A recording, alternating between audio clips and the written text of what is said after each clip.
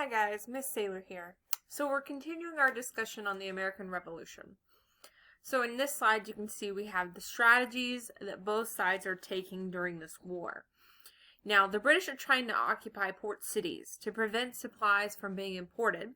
They're also seeking to capture America's capital, that would be Philadelphia, where the Continental Congress has been meeting. And you have the Patriots. They have the use of their knowledge. See, they have the home field advantage to use guerrilla warfare. They also are trying to gather support from other European nations. Specifically, they're looking for the support of France. So, after the evacuation of Boston, when the British are forced to leave in March of 1776, they end up in Nova Scotia, where they're trying to regroup. They devise a strategy, successfully implementing it in 1776 to take New York City. That's what they're there for. They're trying to figure out how they can successfully move to New York City and take over. Now, what they do is you have General William Howe. He's the commander-in-chief of the British forces in America.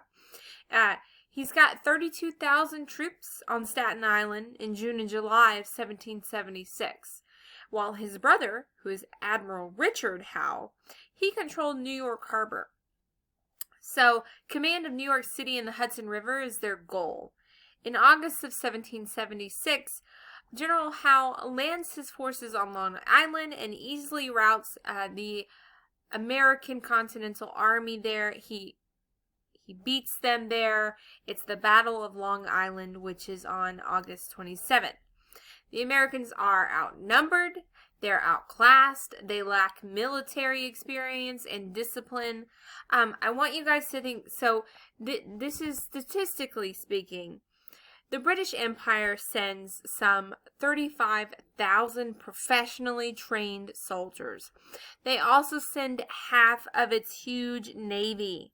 Okay, they are a military power at this time, so they send half their navy, 35,000 soldiers, and then they hire foreign soldiers, 30,000 German Hessian soldiers. The Americans refer to them as Hessians because where they are from in Germany. They are also the British are also recruiting loyalists, Native Americans, and African Americans on their behalf. So the American soldiers, the Patriots, are greatly outnumbered. They are definitely outclassed. It's very quick that they are defeated in the Battle of Long Island. Now, in September, George Washington, they held up against the British, September 16th, at the Battle of Harlem Heights.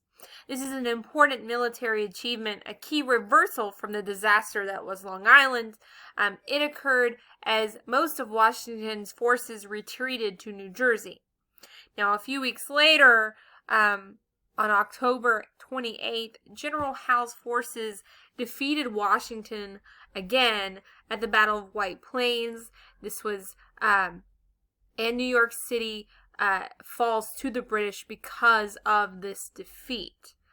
For the next 7 years, the British made the city the headquarters for their military efforts to defeat the rebellion. They raided surrounding areas. They set fire to different buildings in the city. They burned Danbury, Connecticut in 1777, and they set fire to the homes in Fairfield and Norwalk in July of 1779. So they hold Americans prisoner aboard their ships in New York City. The death toll is very high, with thousands perishing on those ships.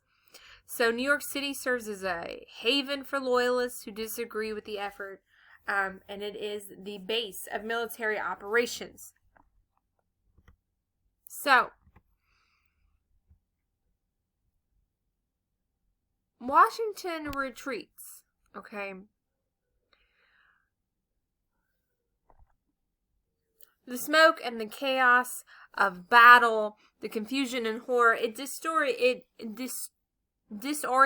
the untested Americans. This disorganization, the undisciplined Americans, they give ground to the British. It leads the British commanders to assume the revolution is about to end. But Washington has decided there is going to be no surrender. So they make a retreat. All right. They sneak away in a rainstorm at night. They get 9,500 Americans and their horses and equipment, and they row them across the East River to Manhattan. So they didn't even know it was happening. Admiral Howe's hope for a quick end to the revolution is dashed because of this. So in December of 1776, the American Revolution is near collapse. Patriots are without stockings, are without shoes. They have no proper shirts. The Continental Army is shrinking before Washington's eyes.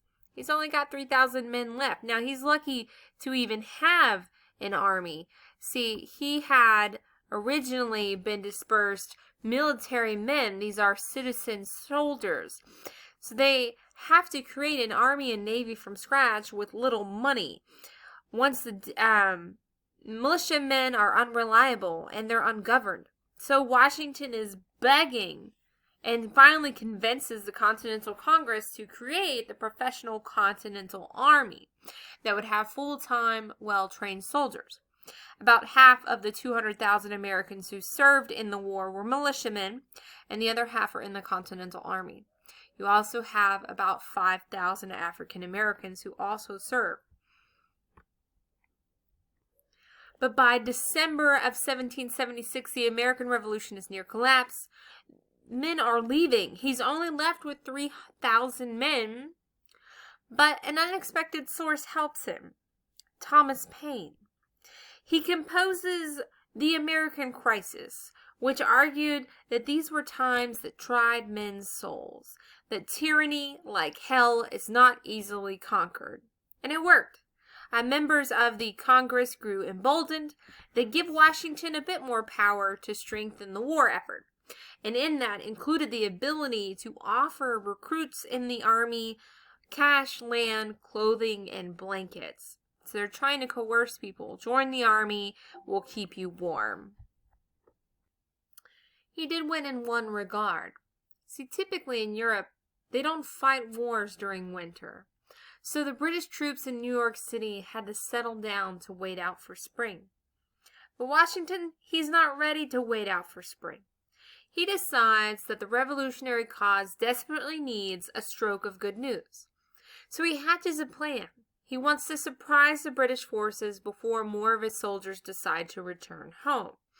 And so on Christmas night in 1776, Washington secretly scoots across the Delaware. He lends some 2,400 men. They cross the Delaware into New Jersey. This is very risky. But at sunrise in Trenton, the Americans surprise 1,500 sleeping Hessian soldiers. The Battle of Trenton was amazingly quick, amazingly easy. Just 2 of Washington's men are killed. Only 4 are wounded. 4 days later, they cross again and win another battle at Trenton. And then they head north to attack Princeton, New Jersey. A British officer grumbled that the Americans had become a formidable enemy. This also convinces many to remain in the Continental Army, especially instead of leaving.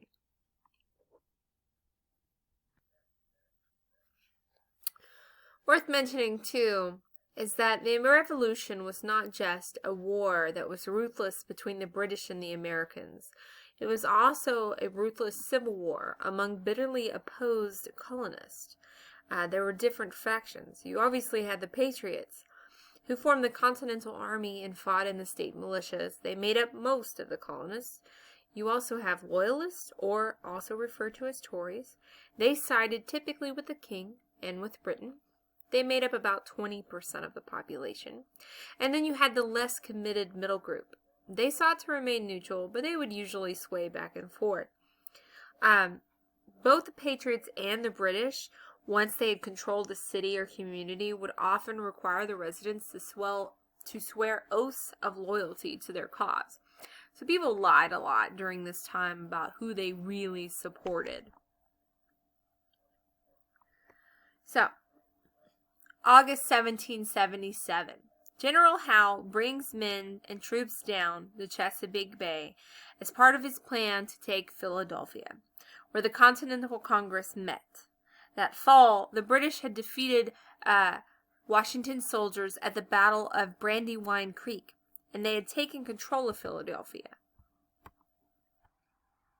That was September 11th, 1777. The Continental Congress had to flee, and Washington and his army withdraw to winter quarters at Valley Forge, about 20 miles away, while Howe and his men remained at Philadelphia. Meanwhile, there is an overconfident general. They jokingly refer to him as General Swagger.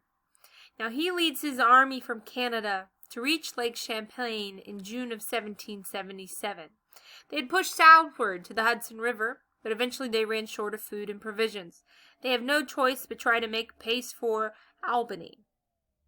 When he puts his forces in the village of Saratoga, he is surrounded by a reinforced American army. There's a 3-week-long battle, referred to as the Battle of Saratoga. The British eventually surrender in October 17th of 1777. He turns over. This is why it is the turning point of the war. He turns over 5,800 troops, 7,000 muskets, and 42 cannons to the Patriots. It sends King George into a rage. The Saratoga campaign is the greatest loss the British had ever suffered. They would never recover from it. Some say it cost them the war. Now, it does something else as well when you have the surrender at Saratoga. France becomes very interested in what America is doing. The surprising victory at Saratoga is a strategic turning point because it allows for this alliance and this interest to become known. France had lost 4 wars to British in the past 80 years. So in February 6th of 1778, the parties had signed the Treaties of Alliances. It said 3 things. That if France entered the war, both countries would fight until American independence was won. That neither would sign a peace treaty or truce with Great Britain without the formal consent of the other. And that each would guarantee the other's possessions in America from the present time and forever all other power. So France further agreed not even to seek Canada or other British possessions in mainland North America. In that end, understand that French intervention determined the outcome of the war. The Americans also form important alliances with Spain in 79 and the Dutch in 81, but neither provided such direct support as the French did. Okay? In fact, when Parliament heard the news of Saratoga and the French alliances, they sought to end the war by trying to grant all the demands of the Americans that they had made before they declared independence. But at this point, it's too late. The Continental Congress will not negotiate until Britain officially recognized American independence. King George refused. So I'm going to stop here, and the next one is going to be speaking about Valley Forge and Washington's experience in the winter of 77 and 78.